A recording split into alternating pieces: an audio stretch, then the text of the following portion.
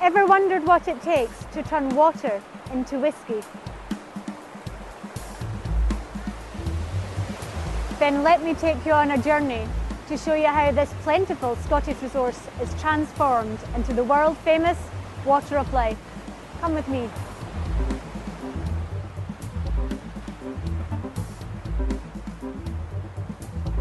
Distilleries like this have been part of the Scottish landscape for centuries, and whisky making hasn't really changed much in all that time. The journey begins with the grist mill.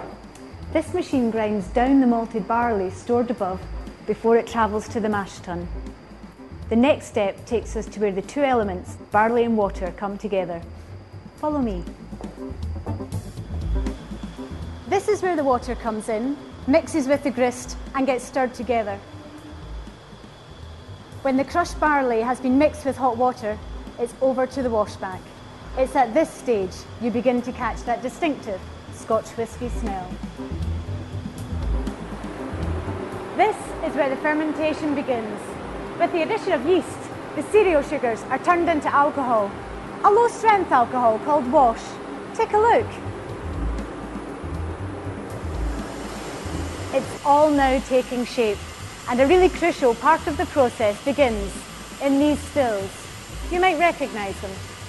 This is where distillation takes place, separating the alcohol from the wash.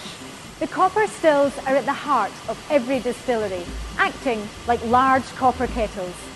Inside, the fermented liquid is heated up, causing the alcohol in the wash to vaporise.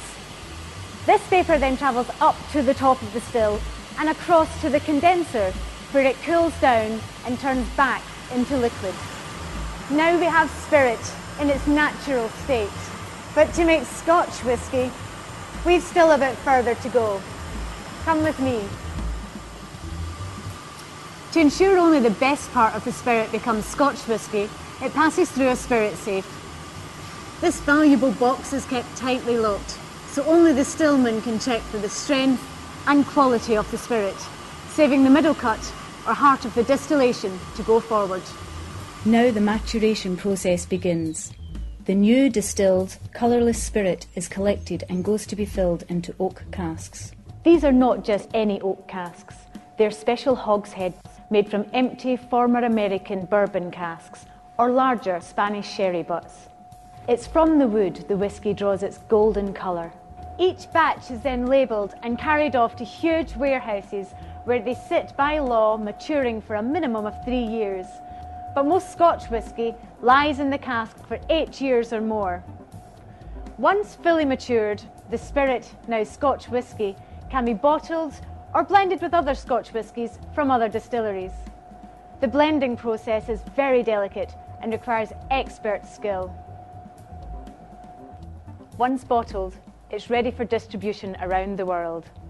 Now you can finally get to enjoy it. After the long journey, this is where it all ends. The perfect accompaniment to an evening with friends. Perfected over centuries, years in the making, totally unique and unmistakably Scottish. The perfect dram. Discover the spirit of Scotland. Visit www.scotch-whisky.org.uk.